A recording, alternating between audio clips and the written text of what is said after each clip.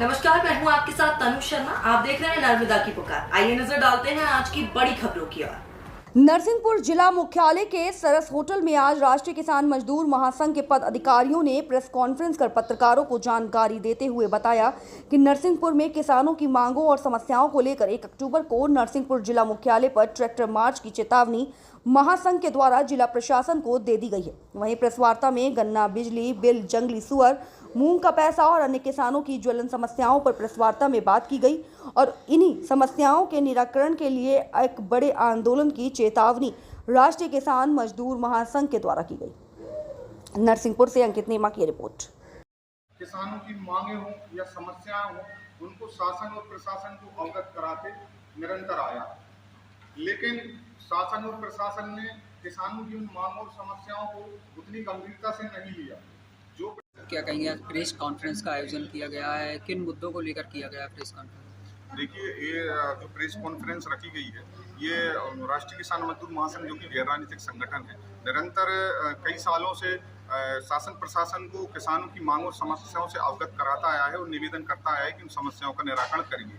कई बार हम लोग सांकेतिक रैली, सांकेतिक धरना, सांकेतिक प्रदर्शन हम लोग कर चुके हैं, लेकिन उसके बावजूद भी यहाँ शासन और प्रशासन गंभीरता से उन चीज़ों को नहीं ले रहा है। तो अब जिले का किसान विवश होकर और दुखी होगा अब एक बड़ा आंदोलन नरसिंहपुर जिले में करने जा रहे हैं। अगर एक सप्ताह में इन समस्याओं का निराकरण शासन प्रशासन नहीं करता है तो आज ये घोषणा की गई है कि 1 अक्टूबर को विशाल ट्रैक्टर मार्च नरसिंहपुर जिला मुख्यालय पर किया जाएगा। साथ ही अनिश्चितकालीन धरना प्रदर्शन किया जाएगा। जब तक किसानों की मांग और समस्याओं का निराकरण नहीं होगा तब तक नरसिंहपुर जिला मुख्यालय से किसान अपनी घर वापसी नहीं लेगा। कैसे आपकी रूपरेखा क्या बनाई है 1 अक्टूबर को लेकर? 1 अक्टूबर को हम लोग अभी निरंतर प्रशासन से बातचीत का दौर चल रहा है। 3-4 बैठकें उनसे हो चुकी हैं। परमिशन मांगी जा रही है कि आप हमें स्थान दीजिए, हम कहाँ हमें स्थान मिलेगा, व्यवस्थित कार्यक्रम हम कैसे कर सकते हैं, आप हमें रूट पहले से दे दीजिए जिससे कि हम व्यवस्थित, अहिंसात्मक और गांधीवादी कार्यक्रम को शांतिपूर्ण तरीके से कर सकें। क्या नाम है आपका? मैं ऋषिराज पटेल। क्या कहेंगे, प्रेस कॉन्फ्रेंस रखी गई है आज? पहली चीज़, बड़गुआ शुगर मिल में जो गन्ना किसानों का बकाया पेमेंट है उसको लेकर क्या कहना चाहते हैं कि अभी तक क्या पहल हो पाई है प्रशासन से आपकी? देखिए, आपको जैसा कि पूर्व से ही पता है कि हमारे संगठन द्वारा कुछ 17 किसानों को प्रोत्साहित करके उनको मनोबल बढ़ाकर FIR कराने का काम पूर्व में किया गया। उसी का प्रभाव था कि उस पर FIR हुई। उसके उपरांत कार्रवाई के दौरान उसे गिरफ्तार किया गया और जेल भी दबाव में डाला गया और जेल डालने के बाद वो जमानत पे अभी वापस है। तो उसने समन्वय बनाया है। ऋषिराज जी से बात हुई थी, कलेक्टर मैडम से भी उनने बात की है जो मिल मालिक है, और उसने आश्वस्त किया कि हम 30 तारीख को पेमेंट करने जा रहे हैं और कहीं वो पेमेंट करता है तो ये बहुत बेहतरीन है, ये संगठन की बड़ी जीत होगी।